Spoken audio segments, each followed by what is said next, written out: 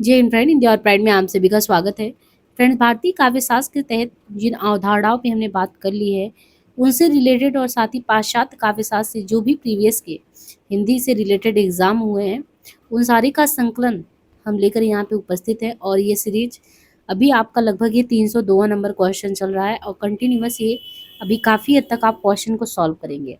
Different angle के question आपको हर एक टॉपिक से मिल जा रहे हैं, जिससे आपको जो टॉपिक आपने पढ़ा और जो नहीं भी पढ़ा, उन सभी आधार पे आपको ये क्वेश्चन की प्रैक्टिस करनी है और बहुत ही धैर्य के साथ व्याख्या को सुनना है, क्योंकि एक एक टॉपिक में आपको बहुत सारे दृष्टिकोण देखने को मिलेंगे, क्वेश्चन के आंसर भी मिलेंगे।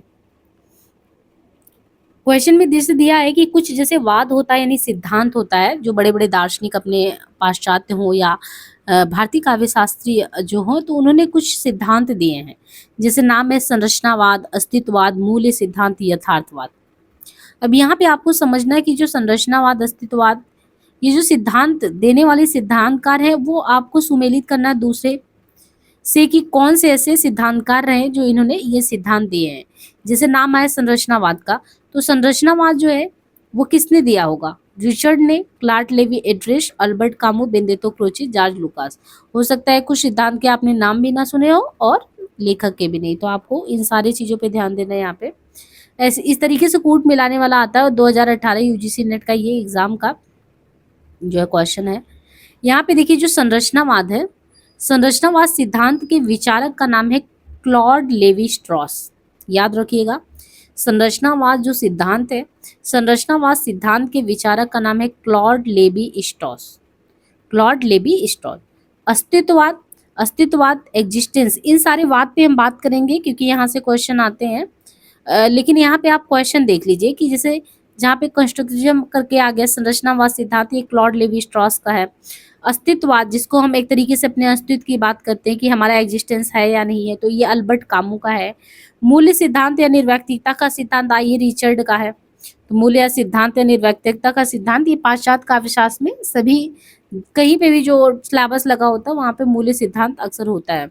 यथार्थवाद यानी रियलिज्म की बात की जाए तो रियलिज्म जो है ये जॉर्ज लुकास का है। और अभिव्यंजनावाद जो है ये बेनेडिक्टो क्रोची का है। एक हमने अभिव्यक्तिवाद की बात की थी, अगर याद हो आपको, अभिनव गुप्त का। लेकिन यहाँ पे अभिव्यंजना है, अभिव्यंजना बेनेडिक्टो क्रोची का, कई बार एग्जाम में पूछा गया। तो ये सारे, और एक ये भी कर सकते हैं आप कि कोई कॉपी वगैरह बना ली जिनको हम बार बार कहें कि इन रचनाओं को ध्यान रखिए, और बार बार जो रिपीटेड क्वेश्चन है, तो जब भी आप क्वेश्चन सॉल्व करें ना, तो दोबारा आपको, क्योंकि ये है हिंदी में बहुत सारी चीज़ों को, फैक्ट को याद भी करना है। समझाने वाला तो हम समझा रहे हैं, अभी कोई समझाने वाला टॉपिक तो है नहीं, टू द फैक्ट टॉपिक है। तो कोई भी कॉपी बना के आप संरचनावाद, अस्तित्ववाद, मूल्य सिद्धांत, यथार्थवाद, अभिव्यंजनावाद और कौन से इसके विचारक हैं, तो अगर एक बार भी आप सरसरी निगाह से 10 या 15 दिन डालेंगे तो आपके दिमाग में वो आ जाएगा। तो संरचनावाद लेवी स्ट्रॉस, कामू है अस्तित्ववाद की, मूल्य सिद्धांत रिचर्ड है, यथार्थ के लाको लुकास है, अभिव्यंजना क्रोचे का है। काल क्रम की दृष्टि से साहित्य सिद्धांतों का सही अनुक्रम क्या है? काल क्रम की दृष्टि से बताना है साहित्य सिद्धांतों का सही अनुक्रम क्या है। अलंकार, रस, ध्वनि, रीति। तो एक तरफ दिया कालक्रम की दृष्टि में साहित्य सिद्धांतों में सही अनुक्रम में रस, और रस के साथ कौन से समय में कौन से आचार्य हैं।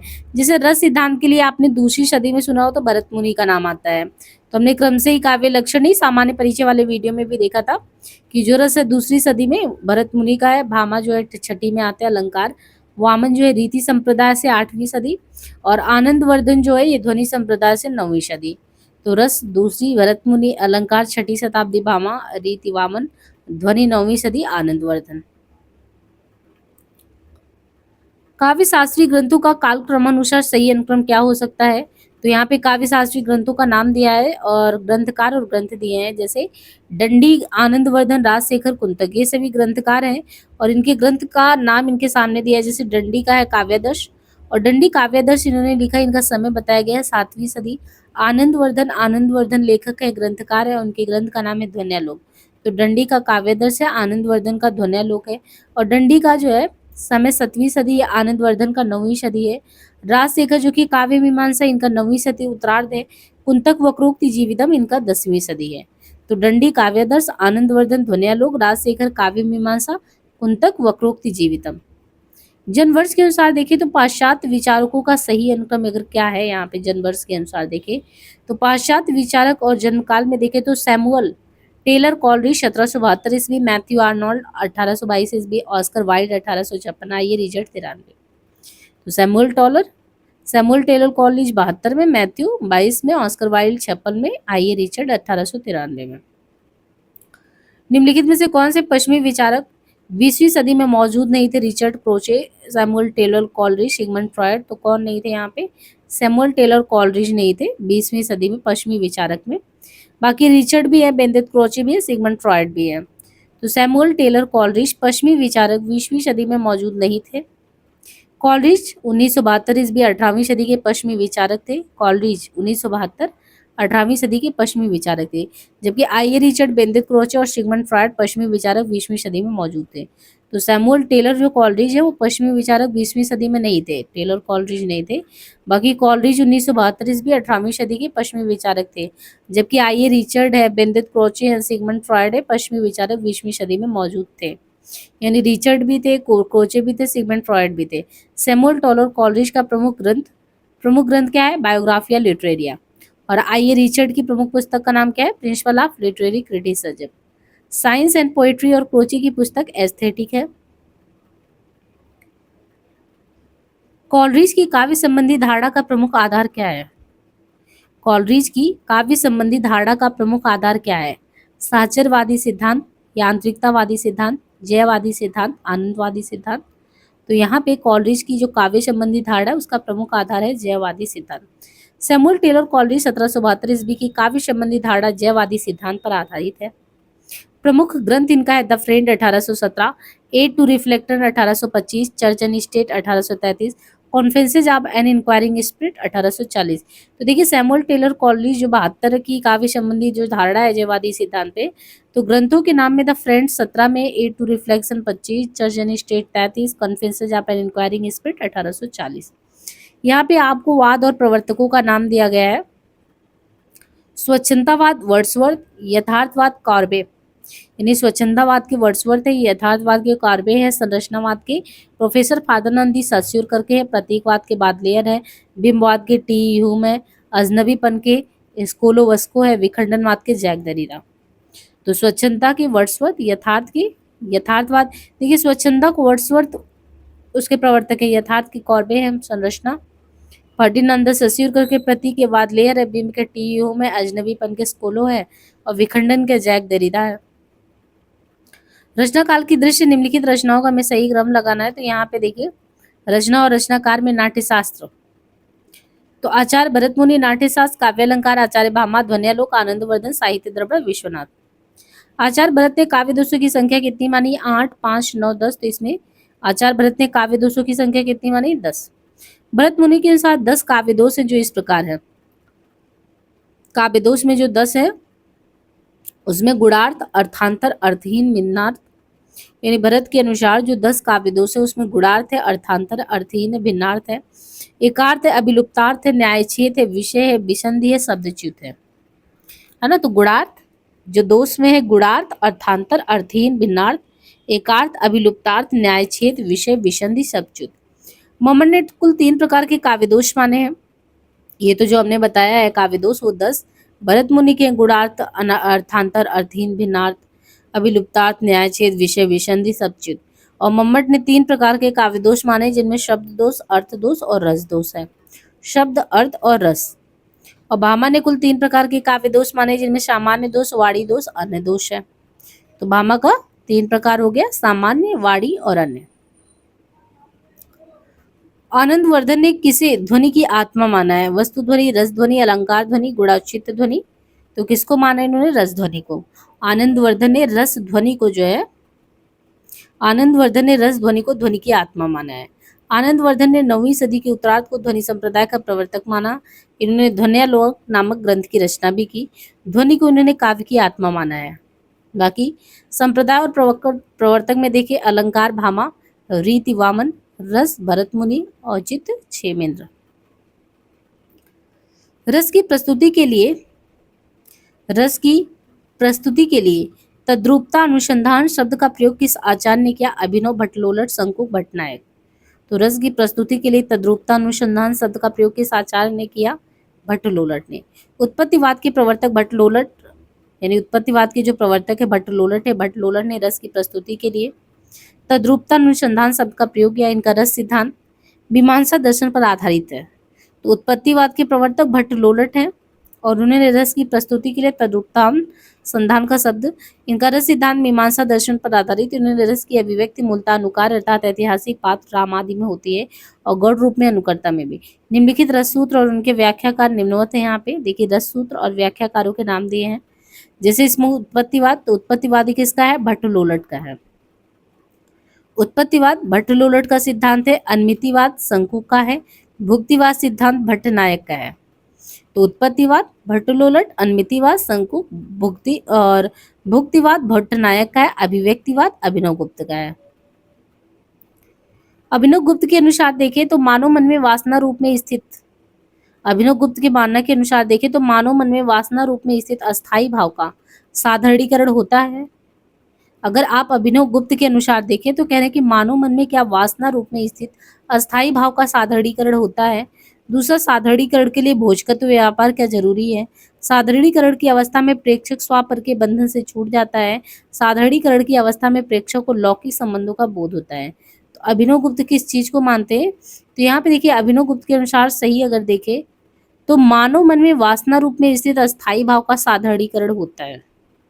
अभिनव गुप्त के अनुसार देखें तो मानव मन में वासना रूप में स्थित अस्थाई भाव का साधारणीकरण होता है। सही है। साधारणीकरण की अवस्था में प्रेक्षक स्वापर के बंधन से छूट जाता है। ये भी सही है। अभिनव गुप्त का जन्म 10वीं सदी का उत्तरार्ध कश्मीर में स्वीकार किया जाता है। इन्होंने व्याकरण शास्त्र, ध्वनि शास्त्र, नाट्य शास्त्र का अध्ययन किया। व्याकरण, ध्वनि और नाट्य शास्त्र। नरसिंह गुप्त, भट्ट इंद्रराज और भट्टोत को गुरु मानकर अभिनव गुप्त ने तंत्रालोक नामक श्रेष्ठ दार्शनिक कृति की रचना की। गुप्त जी के अनुसार साधारणीकरण की अवस्था में प्रेक्षक श्वापर के बंधन से छूट जाता है। काव्य भाषा के संदर्भ में निम्नलिखित में से कौन सी मान्यता वर्ड्सवर्थ की नहीं है? काव्य में ग्रामीण की दैनिक बोलचाल की भाषा प्रयुक्त हो। भाषा में मिथक और बिंबों का प्रयोग होना चाहिए। भाषा में कृत्रिमता और आडंबरवाद की कवियों की देन है। गद्य और काव्य की भाषा में कोई तात्विक भेद नहीं है। तो काव्य भाषा के संदर्भ में कौन सी मान्यता वर्ड्सवर्थ की नहीं है? इसमें भाषा में मिथक और बिंबों का प्रयोग होना चाहिए, ये नहीं है। भाषा में मिथक और बिंबों का प्रयोग होना चाहिए। काव्य भाषा के संदर्भ में वर्ड्सवर्थ की मान्यता नहीं है। विलियम वर्ड्सवर्थ का जन्म 1770 इंग्लैंड में हुआ। इनका पहला काव्य संग्रह N evening walk and descriptive sketches है। तो भाषा में मिथक और बिंबों का प्रयोग होना चाहिए। काव्य भाषा के संदर्भ में वर्ड्सवर्थ की ये मान्यता नहीं है। और विलियम वर्ड्सवर्थ का जन्म ही 1770 इंग्लैंड में हुआ। पहला काव्य संग्रह इनका an evening walk and descriptive sketches सन 1793 ईस्वी में प्रकाशित हुआ। वर्ड्सवर्थ के अनुसार कविता प्रबल भाव का सहज उच्छलन है। वर्ड्सवर्थ ने काव्य भाषा के संबंध में 3 मान्यताएं भी दी है, जिनमें काव्य में ग्रामीणों की दैनिक बोलचाल की भाषा का प्रयोग हो। काव्य में ग्रामीणों की दैनिक बोलचाल की भाषा का प्रयोग होना चाहिए, पहली चीज। काव्य और गद्य की भाषा में कोई तात्विक भेद ना हो। तो वर्ड्सवर्थ ये मानते हैं कि ग्रामीण की दैनिक बोलचाल का भाषा प्रयोग में आना चाहिए काव्य भाषा में। काव्य और गद्य की भाषा में, यानी काव्य की भाषा और गद्य की, इसमें कोई अंतर ना हो, ऐसा वर्ड्सवर्थ का कहना है। दूसरी चीज ये कहते हैं कि प्राचीन कवियों का भावोद्वाद जितना सहज था, यानी जो पहले के कवि थे जितने अपनी भावनाओं का उद्बोध जितने सहज तरीके से करते थे, उनकी भाषा उतनी ही सरल थी। उसमें कृत्रिमता और आडंबरवाद के कवियों की देन है, यानी पहले वाले सब सही करते थे। बाद में जो आए, जो नकलीपन, कृत्रिमता, वो बाद में देखने को मिला। एक तरफ ग्रंथ दिया है, फिर रचनाकार दिए हैं, Peri Hypsous, the sacred root, Poetics, Biographia Literaria, और सुमेलित करें इनको क्रम से यहाँ पे। तो ग्रंथ और रचनाकार के नामों में देखें तो पेरिप्सिस, और पेरिप्सिस जो है इसके रचनाकार का नाम है Longinus. The sacred root T S. Eliot, Poetics अरस्तु। तो पेरिप्सिस के कौन है? लोंजाइनस है। द सेक्रेड रूट के टी.एस. इलियट है। पोएटिक्स के अरस्तु हैं। बायोग्राफिया लिटरेरिया के कॉलरिज है। लिरिकल बैलेट के विलियम वर्ड्सवर्थ हैं। तो पेरिप्सिस ग्रंथ है ना, Longinus, sacred root, Iliad, Poetics अरस्तु, Biographia Literaria, Coleridge, Lyrical Ballads, William Wordsworth. निम्नलिखित आचार्यों को उनके कथनों से अगर सुमेलित करें, आचार और कथन में दंडी, भामा, वामन, चेविन। तो कथन में काव्य शोभाया कर्तरो धर्मा गुड़ा। दूसरा, शरीरम ताव दिष्टार्थ व्यवच्छिन्ना पदावली, अनौचित दित्य नान्यात रस भंगस्य कारणम, छेमेन शब्दार्थो सहितो काव्यम गद्यम च द्विधा। तो इनको यदि हम क्रम से मिलाएं आचार्य और कथन में, तो आचार्य जो दंडी हैं आचार्य दंडी का कहना है शरीरम तावदिष्ठार्थ विच्छिन्नः पदावली। वैसे भी हमने कहा था कि डंडे से शरीर को भिन्न छिन्न भिन्न करने वाले कौन है, डंडी है। भामा का कि शब्द शब्द चाहिए, अर्थ चाहिए, लेकिन उसके शायद काव्य गद्य पद्य भी चाहिए। ऐसे ही आई थिंक मम्मट का हमने बताया था कि जो है आपको उसमें उन्होंने गुण और अलंकार की बात कही है, शब्दार्थों सहित हो। एक तो सिर्फ शब्दार्थों सहित हो काव्यम है, यहाँ पे इन्होंने कहा कि शब्दार्थों सहित हो काव्यम गद्यम पद्यम च द्विधा। जहाँ पे गद्यम पद्यम च द्विधा करके वो भामा का है। और काव्य शोभाय कर्तारो धर्मा गुड़ा, काव्य की शोभा बढ़ाने वाला कर्तारो धर्मा गुड़ा, ये वामन का है। छेमेद कहते हैं अनौचित द्वितीय नान्यात रसभंग से कारणम। रीति संप्रदाय के प्रवर्तक, रीति संप्रदाय के प्रवर्तक के रूप में किसे जानते हैं? ये देखिए 17, 18, 10 में, और इसमें नहीं, हरियाणा असिस्टेंट में भी आया हुआ है, यूपीपी में आया है और ये मध्य प्रदेश में भी आया है। तो ये रीति संप्रदाय के प्रवर्तक के रूप में वामन है। रीति संप्रदाय का प्रवर्तक जो है आचार्य वामन को माना जाता है। रीति संप्रदाय का प्रवर्तक कौन है? आचार्य वामन। ज्ञातव्य है कि काव्य शास्त्र में कुल 6 संप्रदाय है जिनके प्रवर्तक है, जैसे रस संप्रदाय के भरत मुनि द्वितीय, अलंकार संप्रदाय के भामा 6ठी शताब्दी, रीति संप्रदाय के वामन 8वीं। तो रस के भरत मुनि, अलंकार के भामा, रीति वामन 8वीं सदी, वक्रोक्ति कुंतक 10वीं सदी, ध्वनि संप्रदाय आनंदवर्धन 9वीं सदी, औचित्य 6वीं 11वीं। तो यहाँ पे रस संप्रदाय, भरत मुनि, अलंकार भामा, रीति वामन, वक्रोक्ति कुंतक, ध्वनि आनंदवर्धन, औचित्य 6वीं। ग्रामत्व दोष कहा जाता है जहाँ लोक के अशास्त्र विरुद्ध वर्णन हो, जहाँ आलोक प्रचलित शास्त्रीय पारिभाषिक शब्द का प्रयोग हो, जहाँ अर्थ की प्रतीति में कष्ट हो, जहाँ ग्रामीण बोलचाल के शब्दों का शिष्ट साहित्य में प्रयोग हो। देखिए जहाँ ग्रामीण बोलचाल के शब्दों का शिष्ट साहित्य में प्रयोग होता है वहां पे ग्रामत्व दोष कहलाता है। काव्य में एक प्रकार का शब्द दोष जब कविता में से ग्रामीण शब्दों का अधिक प्रयोग होता है जिनका प्रचलन किसी क्षेत्र विशेष में ही हो, ऐसे शब्दों के प्रयोग से कविता में ग्राम्य दोष आता है। आचार्य विश्वनाथ प्रसाद ने साहित्य दर्पण में, आचार्य विश्वनाथ प्रसाद ने साहित्य दर्पण में रसापकर्ष का दोष कहकर रस का अपकर्ष करने वाले तत्वों का दोष इसे कहा है। व्यंजना से प्रतीत होने वाले अर्थ को क्या कहते हैं? प्रकरणार्थ, बोधार्थ, व्यंग्यार्थ, वाक्यार्थ। तो व्यंग्यार्थ कहते हैं। व्यंजना से जो प्रेरित होने वाला अर्थ है, व्यंजना से प्रेरित होने वाले अर्थ को व्यंग्यार्थ कहते हैं। वाक्य प्रभाव के बल पर प्राप्त किया हुआ वाक्य का अभिप्राय वाक्यार्थ कहलाता है। वाक्यांश का शाब्दिक अर्थ वाक्य का कोई अंश या भाग होता है। हिंदी व्याकरण में शब्द शक्ति 3 प्रकार के हैं: अभिधा, लक्षणा, व्यंजना। अभिधा पहले भी बात किया था कि इतनी बार आया हुआ है कि अभिधा शब्द वही होता है जो हमने कहा गधा, चीता, यानी साधारण और व्यवहारिक अर्थ में जो कहा वही प्रकट हुआ। लेकिन लक्षणा जो है वो मुख्य अर्थ के बाधित होने पर उससे संबंधित, यानी जो मुख्य अर्थ है अगर वो बाधित हो रहा है, नहीं वो क्लियर हो रहा है, तो उससे संबंध रखने वाले अन्य अर्थ को बोध कराने वाला लक्षणा कहलाता है। जैसे कहा देवदत्ता चौकन्ना हो गया, इसका मतलब कुछ आया होगा सामने, है ना। तो मुख्य अर्थ को तो बाधित कर रहा है, ऐसा नहीं कहा कि जैसे राक्षस आ गया कुछ ऐसा डायरेक्ट। मान लो उसने कहा कि देवदत्त चौकन्ना हो गया, इसका मतलब कुछ ऐसा सामने होगा जिससे वो चौकन्ना हो गया। तो मुख्य अर्थ तो बाधित हो रहा है, लेकिन मुख्य अर्थ अर्थ को जो है उसी का घोतक है। देवदत्त चौकन्ना हो गया, यानी उसी अर्थ को अन्य अर्थ के माध्यम से बोध कराने वाले शब्द के व्यापार को लक्षणा कहते हैं। चौकन्ना का मुख्यार्थ यहाँ पे 4 कानों वाला बाधित है, क्योंकि देवदत्त के ही 2 कान है और 4 नहीं है। यहाँ चौकन्ना 4 कानों से संबंधित कि वो सावधान हो गया, सावधान हो गया, इसका मतलब कुछ तो है। तो यहाँ पे इस तरीके से। और जो व्यंजना है वो शब्द शक्ति के जिस व्यापार से मुख्य और लक्ष्य दोनों से अलग अर्थ निकल के आए। सुबह के 8 बजे हैं, 8 बज गए हैं। अब सुबह के 8 बज गए कहने का मतलब है कि बहुत लोगों का है कि सुबह के 8 बज गए, ऑफिस का टाइम हो गया, नाश्ता हो गया, कुछ भी। न मुख्य पता चल रहा न लक्ष्य की किसको लक्ष्य करके कौन सा मुख्य है, लेकिन सुबह के 8 बजे कई चीजों के बारे में बताता होगा। निम्नलिखित काव्य पंक्तियों में निहित रस की पहचान करना है। प्रच्छन्न रोग है प्रकट भोग, संयोग मात्र भावी वियोग, हाँ लोभ मोह में लीन रोग, भूले हैं अपना अपरिणाम, ओछड़ भंगुर भव राम राम। तो निम्नलिखित ये जो काव्य पंक्तियां दी गई इनमें निहित रस की पहचान आपको करनी है। प्रच्छन्न रोग है प्रकट भोग, या संयोग मात्र भावी वियोग, या हाँ लोभ मोह में लीन लोग, भूले हैं अपना अपरिणाम, क्षणभंगुर भव राम। इसको देखिए, इसमें कौन से रस के प्रयोग के बारे में बात किया गया रहा।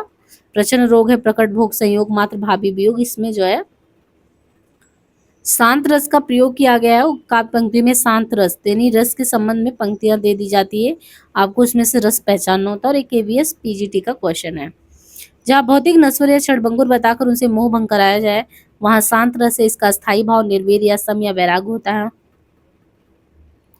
अलंकार सिद्धांत के प्रवर्तक आचार्य कौन थे? दंडी, उद्भट, भामह, राजशेखर। तो यहाँ पे हमें देखना है अलंकार सिद्धांत के प्रवर्तक आचार्य कौन है।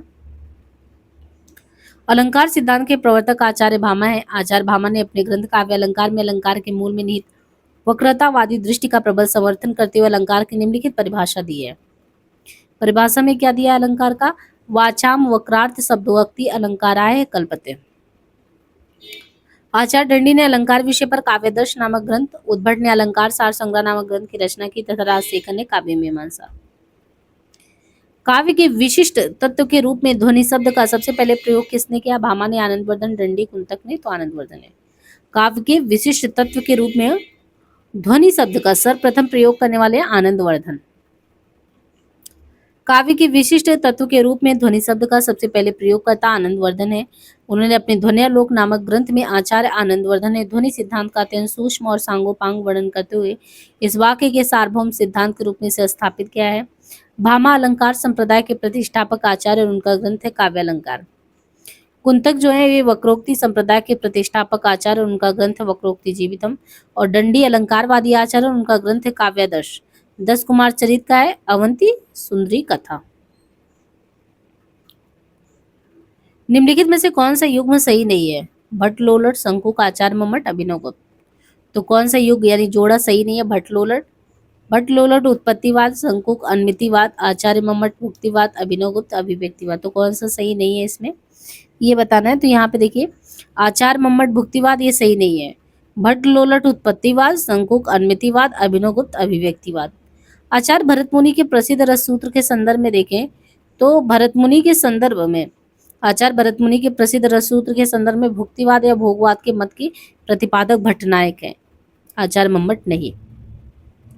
भट्ट लोलट ने उत्पत्तिवाद या आरोपवाद का, आचार्य शंकुक ने अनमितिवाद का तथा आचार्य अभिनवगुप्त ने अभिव्यक्तिवाद के मत का प्रतिपादन किया। तो यहाँ पे पता चला ना कि आचार्य भरत मुनि के प्रसिद्ध रस सूत्र के संदर्भ में भुक्तिवाद या भोगवाद के मत के प्रतिपादक भट्टनायक है। सुंदर है बेहक सुमन सुंदर मानो तुम सबसे सुंदरतम में कौन सा काव्य दोष है? सुंदर है बेहक सुमन सुंदर मानो तुम सबसे सुंदरतम, इनमें कौन सा काव्य का दोष है? अधिक पदत्व दोष है। यानी सुंदर है बेहग, सुंदर है बेहग सुमन सुंदर मानो तुम सबसे सुंदरतम, इस पंक्ति में अधिक पदत्व दोष है। पंक्ति में क्या है? पद का ज्यादा, यानी सुंदर है बेहग, तो एक तो लिख दिया बेहग नहीं लिखा है, सुंदर है बिगह। सुंदर है बिगहा सुमन सुंदर मानो तुम सबसे।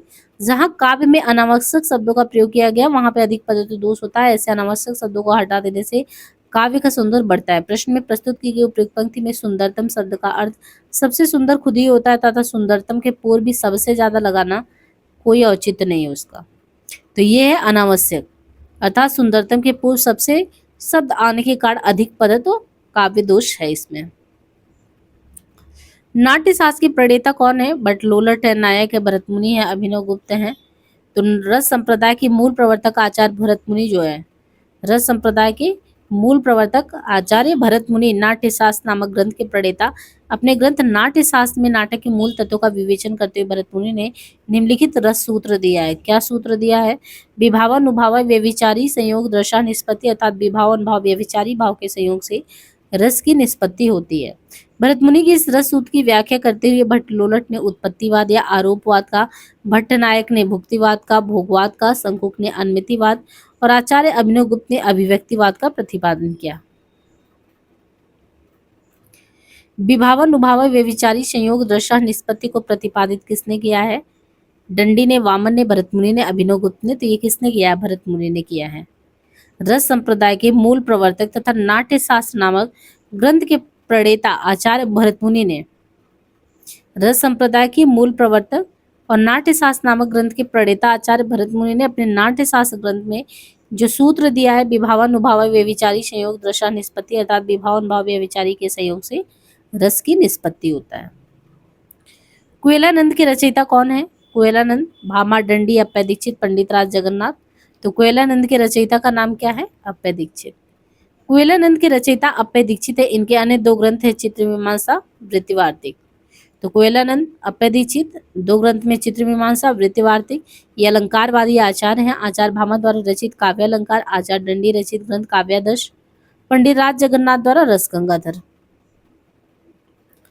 आचार्य मम्मट ने काव्य गुण माने हैं 10, 15, 3, 8। तो कितने माने? 3। मम्मट जो है, आचार्य मम्मट, उन्होंने 3 काव्य के गुण माने हैं। आचार्य भामा, आचार्य आनंदवर्धन, हेमचंद, पंडित राज जगन्नाथ ने भी 3। इसे ही आपको पता चला कि जो मम्मट है, कवि मम्मट जो आचार्य है, इन्होंने काव्य के गुण में, जैसे हमने पढ़ा था भरत मुनि का 10 है, तो मम्मट ने ऐसे काव्य के गुण 3 ही माने हैं। और आचार्य भामा है, आनंदवर्धन है, हेमचंद है, राज जगन्नाथ है, इन लोगों ने भी काव्य गुण 3 ही माने। तो आपको इतने लोगों का ध्यान रखना है, मम्मट का, भामा का, आनंदवर्धन का, हेमचंद का, जगन्नाथ का। और आचार्य भरत मुनि और दंडी ने क्या माना है? 10 गा पे दूर। तो भरत मुनि और दंडी का तो अलग हो गया, बाकी मम्मट है, भामा है, आनंदवर्धन है, हेमचंद है, जगन्नाथ, इन सबका 3 है। और वामन का कुल 20 है और भोज का कुल 24 है।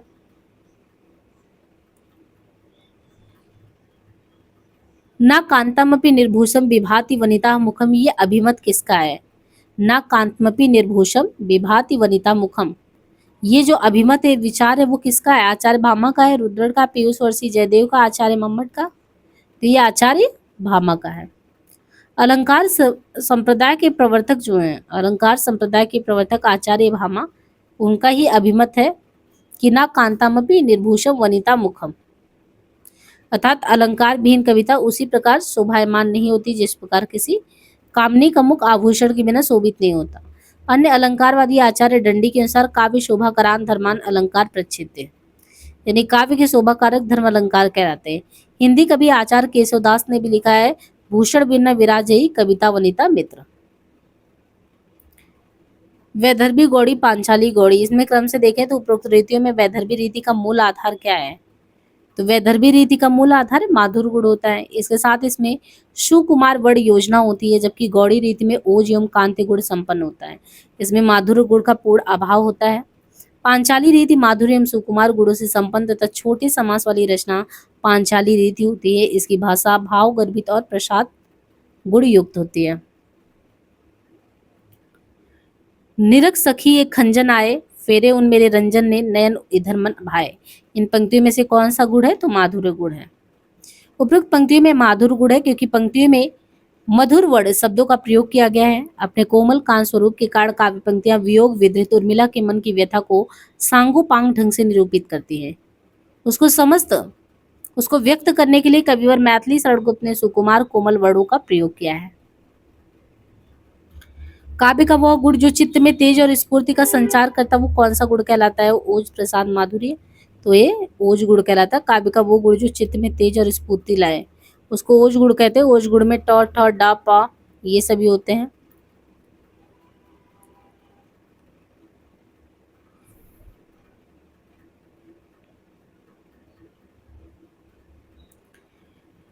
तरु रिपु रिपु धर देख के बिरहिन ती अकुलाय में कौन सा काव्य दोष है? तरु रिपु रिपु धर देख के बिरहिन ती अकुलाय में जो है क्लिष्टत्व दोष है। इस पंक्ति में क्लिष्टत्व दोष है, जिसका अर्थ है कठिनाई, अर्थात काव्य में चमत्कार पूर्ण ढंग से अर्थ प्रकट करने के लिए क्लिष्टत्व दोष आता है। उपरोक्त पंक्ति में क्लिष्टत्व दोष क्यों है? जिसका अर्थ कठिनाई से होता है। तो काव्य में चमत्कार पूर्ण ढंग से अर्थ प्रकट करने के लिए जिस दृष्टिकूट पद शैली को अपनाया जाता है, वहां पर क्लिष्टत्व दोष होता है। यहाँ पर तरु रिपु रिपु धर देख के बिरहिन ती अकुलाय का अर्थ है वृक्ष की शत्रु अग्नि, अग्नि का शत्रु जल, और उस जल को धारण करने वाले बादल को देखकर विरहिणी स्त्री व्याकुल हो जाती है, जो सामान्य भूत के परे है। दंडी के काव्य शास्त्रीय ग्रंथ का नाम है प्रतिदर्श, काव्यादर्श, काव्यशास्त्र, भाषादर्श। तो दंडी के काव्य शास्त्रीय ग्रंथ का नाम क्या है? इस पे काव्यादर्श। दंडी के काव्य शास्त्रीय ग्रंथ का नाम काव्यादर्श है। और 10 कुमार चरितम, अवंती सुंदरी कथा, कला परिच्छेद, द्विसिंधान काव्य विशेष प्रसिद्ध है। दृश्य काव्य की विधा है नाटक, उपन्यास, निबंध, गीति काव्य। तो यहाँ पे अगर हम समझे कि दृश्य काव्य की विधा क्या है, तो यहाँ पे नाटक है। दृश्य काव्य की विधा नाट्य पर आधारित होती है क्योंकि इसमें प्रत्यक्ष दृष्टि के सामने दृश्यों का संयोजन होता है। अनुभाव के कितने भेद होते हैं? 2, 4, 3, 6। तो ये है 2। अनुभावों का शाब्दिक अर्थ है भावों का अनुगमन। अनुभाव का शाब्दिक अर्थ है भावों का अनुगमन, अर्थात वे चेष्टाएं जिनके द्वारा मनोभाव अस्थायी भाव का अनुगमन किया जाता है अनुभाव कहलाते हैं। ये मुख्यतः दो प्रकार के होते हैं, एक कायिक एक सात्विक। कायिक अनुभाव आश्रय की इच्छित चेष्टाएं हैं, जबकि सात्विक अनुभाव में आश्रय का कोई नियंत्रण नहीं रहता। तो एक तो अनुभाव का शाब्दिक अर्थ है भावों का अनुगमन, अर्थात वे चेष्टाएं जिनके द्वारा मनोभाव या अस्थायी भावों का अनुगमन होता है। अनुभाव कहलाते हैं दो प्रकार के हो गया, कायिक और सात्विक। कायिक अनुभव आश्रय की इच्छित चेष्टाएं, जबकि सात्विक अनुभव में आश्रय का कोई नियंत्रण नहीं। सात्विक अनुभाव के 8 भेद होते हैं। जो सात्विक अनुभाव के 8 भेद होते हैं उसमें स्तंभ, स्वरभंग, कंप, अश्रु, श्वेत, पसीना, रोमांच, विवर्ता और प्रलय होशी। भरत मुनि ने रस सूत्र का विवेचन अपने किस ग्रंथ में किया है? तो यहाँ पे भरत मुनि जो है इन्होंने रस सूत्र का विवेचन किया, वो अपने किस ग्रंथ में किया? नाट्य दर्पण में, हृदय दर्पण में, नाट्य शास्त्र में। तो यहाँ पे देखिए भरत मुनि ने जो रस सूत्र का विवेचन किया वो अपने नाट्य शास्त्र में किया है। इस ग्रंथ में रस को परिभाषित करते हुए भरत मुनि ने स्वयं लिखा है, विभावा नुभावा व्यभिचारी संयोग दशा निष्पत्ति। निम्न में से किसके लिए प्रसिद्ध नहीं है, यानी निम्न में से कौन किसके लिए प्रसिद्ध नहीं है? उपमा के लिए कालिदास, अलंकार के लिए भामह, करुण के लिए भवभूति, वक्रोक्ति के लिए क्षेमेंद्र। तो यहाँ पे वक्रोक्ति के लिए क्षेमेंद्र। वक्रोक्ति के लिए क्षेमेंद्र जो है ये प्रसिद्ध नहीं है ना। यहाँ पे ये देखना है कि वक्रोक्ति के लिए जो है क्षेमेंद्र जो है ये प्रसिद्ध नहीं है, कुंतक वक्रोक्ति के लिए प्रसिद्ध है। तो पहली चीज, वक्रोक्ति के लिए कौन प्रसिद्ध नहीं है? क्षेमेंद्र। कुंतक वक्रोक्ति के लिए प्रसिद्ध है। कुंतक कश्मीर के निवासी थे, इन्हें वक्रोक्ति संप्रदाय का प्रवर्तक भी मानते हैं। इनका समय वही 10वीं सदी का उत्तरार्ध। कुंतक की प्रसिद्ध कृति का नाम है वक्रोक्ति जीवितम। 4 उन्मेषों में ये बटा है, कारिका मृत्यु से संबंधित है। जबकि उपमा के लिए कालिदास, करुण के लिए भवभूति, अलंकार के लिए भामा और चित के लिए क्षेमेंद्र। तो वक्रोक्ति के लिए क्षेमेंद्र जो है वो प्रसिद्ध नहीं है। कुंतक वक्रोक्ति के लिए प्रसिद्ध है। कुंतक कश्मीर के निवासी थे, इन्हें वक्रोक्ति का संप्रदाय का प्रवर्तक कहते हैं। समय 10वीं सदी। कुंतक की प्रसिद्ध कृति वक्रोक्ति जीवितम कितने उसमें बटा है? 4 उन्मेष में। बाकी उपमा के लिए कालिदास, करुण के लिए भभूति, अलंकार के लिए भामा और चित के लिए क्षेमेंद्र। भरत मुनि के रसूत्र के व्याख्याता भट्टनायक के सिद्धांत का नाम क्या है? अनमितिवाद, भुक्तिवाद, उत्पत्तिवाद, अभिव्यक्तिवाद। तो ये है भुक्तिवाद, भट्टनायक के भुक्तिवाद। भुक्तिवाद या भोगवाद ये भट्टनायक आचार्य है, सांख्य दर्शन। अनुमति किसने दिया था? शंकुक ने दिया था, न्याय दर्शन का। उत्पत्ति या आरोपवाद भट्टलोलट का है, मीमांसा। अभिव्यक्तिवाद अभिनव का है, शैव दर्शन। निम्नलिखित संप्रदाय को उनके आचार्यों के साथ सुमेलित करना। औचित्य, वक्रोक्ति, ध्वनि और रस। तो यहाँ पे संप्रदाय और प्रवर्तक के नाम मिला है। तो औचित्य संप्रदाय क्षेमेंद्र, वक्रोक्ति कुंतक, ध्वनि संप्रदाय आनंदवर्धन, रस संप्रदाय भरत मुनि, अलंकार भामा। तो औचित्य क्षेमेंद्र, वक्रोक्ति कुंतक, ध्वनि आनंदवर्धन, रस का भरत मुनि, अलंकार का भामा। प्रतिभा का संबंध किससे है? काव्य हेतु, प्रयोजन, स्वरूप, लक्षण। तो यह काव्य हेतु। प्रतिभा का संबंध काव्य हेतु से है। काव्य हेतु, हेतु शब्द का अर्थ है हेतुर्न करुणाम, अर्थात हेतु कारण को कहते हैं। अर्थात काव्य हेतु का अर्थ है काव्य की उत्पत्ति का कारण। किसी व्यक्ति में काव्य रचना की सामर्थ्य उत्पन्न कर देने वाले कारण को ही काव्य हेतु कहते हैं। इसके 3 भेद हैं, प्रतिभा, व्युत्पत्ति, अभ्यास। काव्य प्रयोजन का क्या मतलब है? काव्य प्रयोजन का मतलब है काव्य रचना का उद्देश्य। वस्तुतः काव्य प्रयोजन काव्य प्रेरणा से अलग है, क्योंकि काव्य प्रेरणा का अभिप्राय है काव्य की रचना के लिए प्रेरित करने वाले तत्व, जबकि काव्य प्रयोजन का अभिप्राय है काव्य रचना के अनंतर प्राप्त होने वाला लाभ। आचार्य भरत मुनि के अनुसार काव्य प्रयोजन कितने हैं? 8 प्रकार के होते हैं प्रयोजन, यानी उद्देश्य, जिसमें है धर्म, यश, आयुष, हित, बुद्धि वृद्धि, लोक उपदेश, दक्षता, चरम विश्रांति, प्राप्ति। तो धर्म है, यश है, आयुष, हित, बुद्धि वृद्धि, लोक उपदेश, दक्षता, चरम विश्रांति, प्राप्ति। काव्य लक्षण। संस्कृत में काव्य लक्षण आचार्य ने मुख्यतः 3 आधारों पर किया है, शब्द और अर्थ के आधार पर, शब्द के आधार पर, रस और ध्वनि के आधार पर।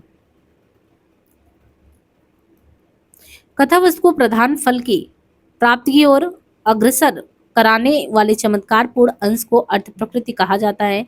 इन 5 अर्थ प्रकृतियों का सही अनुक्रम। जैसे एक चीज तो पता चला ना कि कथा वस्तु का प्रधान फल की प्राप्ति यानी अर्थ प्रकृतियां कितनी, ये पता चला। तो कोई भी आपने देखा होगा, चाहे कहानी हो, उपन्यास हो, जो कथा वस्तु है उसको प्रधान फल की प्राप्ति कराने की 5 अर्थ प्रकृतियां हैं। उन प्रकृतियों में पहले बीज होता है, फिर बिंदु होता है, फिर पताका, फिर प्रक्रिया, फिर कार्य। तो बीज, बिंदु, पताका, प्रक्रिया, कार्य। निम्नलिखित रचनाकारों को उनकी रचनाओं के साथ सुमिलित करना है। भरत, धनंजय, सागर नंदी, रामचंद्र, गुणचंद। तो यहाँ क्रमशः देखे रचना और रचनाकार के रचना और रचनाकार के नाम में। नाट्यशास्त्र, रचनाकार भरत, 10 रूपक के हैं धनंजय, नाटक लक्षण रत्नकोश सागर नंदी, नाट्य दर्पण रामचंद्र गुणचंद, साहित्य दर्पण विश्वनाथ। तो नाट्य शास्त्र का भरत, दस रूपक का धनंजय, नाटक सागर नंदी, नाट्य दर्पण और साहित्य दर्पण। अर्थोपेज अर्थोपक्षेपक के कितने प्रकार होते हैं? तो अर्थोपक्षेपक के कितने प्रकार? 5, 7, 6, 8। तो ये कितने होते हैं? 5।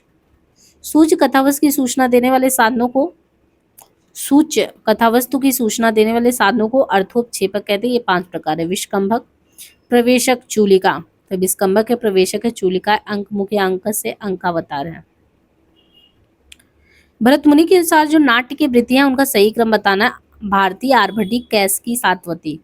तो यहाँ पे हमें क्रम से ये देखना है कि जो भरत मुनि ने नाट्य की वृत्तियों का सही अनुक्रम बताया उसमें सबसे पहले भारतीय, फिर सातवती, फिर कैसकी, फिर आर्भटी है। तो भारती, सातवती, कैसकी, आर्भटी। निम्नलिखित व्यक्तियों को उनके आचार्यों के साथ सुमेलित करना है। शब्दार्थों सहितो काव्यम वाक्यम रसात्मकम रमणीयात्। तो इनको हम क्रम से यहाँ पे मिलाए तो शब्दार्थों सहितो काव्यम भामा, वाक्यम रसात्मकम काव्यम विश्वनाथ, रमणीयात् प्रतिपादका पंडित राज जगन्नाथ, तद्दोषो ये मम्मट का है। तो शब्द प्लस अर्थ के साथ ये भामा ने कहा था। रसात्मकम इनका है, रमणीयात् पंडित जी का है, तद्दोषो शब्दार्थ। यदि शब्द प्लस अर्थ के साथ गुण और अलंकार ये मम्मट का है। और देखिए यहाँ पे भी शब्दार्थ हो, लेकिन 3 चीजें देखना है। एक शब्दार्थों सहित तो ये है और शब्दार्थों के साथ सहित ये नहीं, लेकिन शब्द प्लस अर्थ के साथ गुण और अलंकार मम्मट का है। शब्दार्थों सहित तो भामा का है, शब्दार्थ सहित वक्र कवि व्यापार ये कुंतक का है।